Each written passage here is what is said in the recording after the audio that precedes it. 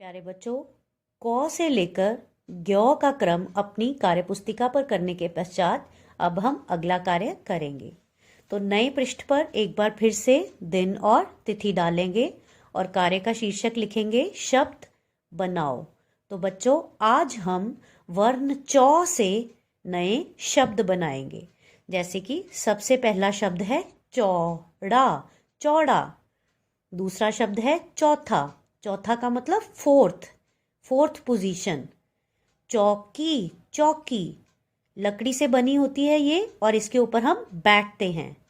चौका, चौका, चौका का मतलब फोर का मतलब चार। जैसे आप मैच में देखते हैं कि वो बोलते चौका लगा, मतलब कि खिलाड़ी को 4 रन मिले। चौपट, चौपट।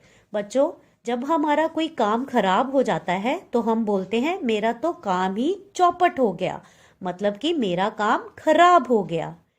अगला शब्द है चौपाटी। चौपाटी एक जगह का नाम है जो कि मुंबई में है। चौकोर, चौकोर का मतलब होता है स्क्वायर। ये एक शेप होती है, स्क्वायर को हिंदी में चौकोर बोलते हैं। चौदह, चौदह 14 को हिंदी में 14 कहा जाता है। चौधरी, चौधरी बेटा ये किसी का सरनेम होता है। जैसे कि आपने ईवीएस में पढ़ा है ना कि सबका सरनेम होता है, वैसे ही चौधरी भी एक सरनेम होता है जो कि किसी के नाम के साथ लगता है। 24, 24 24 को हिंदी में 24 कहा जाता है। 84, 84 84 को हिंदी में 84 कहा जाता है। चौपाई, चौपाई का मतलब 4 पैरों वाली, चौपाई।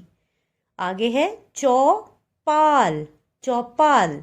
बच्चों, जब हम किसी गांव में जाते हैं तो वहां पर आप देखते हैं कि एक बहुत बड़ा बरगद का पेड़ होता है और उसके नीचे कुछ उस गांव के बुजुर्ग लोग बैठे होते हैं और वहां पर वो बैठकर खेलते हैं। जिस जगह पर बैठकर वो खेलते हैं उसे हम चौपाल कहते हैं। ये गांव के बीचों बीच एक जगह बनी होती है जिसे हम चौपाल कहते हैं।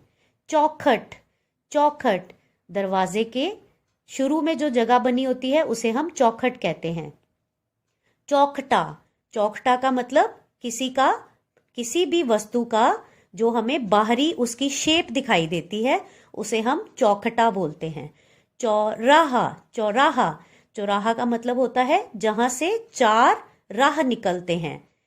जैसे कि आप जब स्कूल आते हो तो रास्ते में आपको एक चौराहा दिखाई देता है और वहां से 4 रास्ते निकलते हैं, उसे हम बोलते हैं चौराहा।